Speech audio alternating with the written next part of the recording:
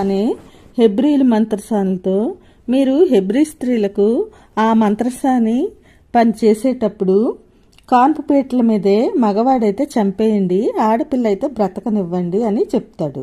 అయితే అతను చెప్పిన దానికి ఆ ఇద్దరు స్త్రీల స్పందన ఎలా ఉందో తెలుసా? ఐగుప్తురాజు తమకు చెప్పినట్టు చేయక మగపిల్లలను చంపక బ్రతుకనిచ్చారు. అదే మనకైతే అలాంటి ఆజ్ఞ వచ్చిందనుకోండి, మనం ఏం చేస్తాము?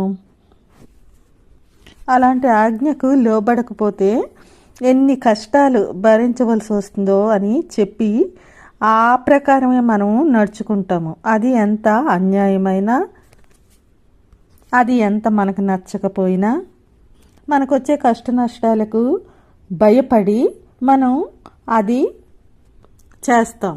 కానీ అలా కాదు ఈ ఐగుప్తు మంత్రసానులు. ఫరో యొక్క ఆజ్ఞకు భయపడలేదు. వారు వృత్తిరీత్యా లోకానికి జీవాన్ని తీసుకురావాలి.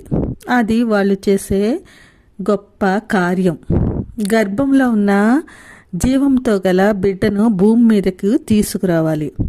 అందుకే వారికి ఎనలేని సంతోషము. దేవుడు వారికి ఇచ్చిన ఆధిక్యత అది. అలా కాకుండా మరణాన్ని భూమి మీదకి తీసుకురమ్మంటే ఎలా? దాన్ని వాళ్ళు అంగీకరించగలరా?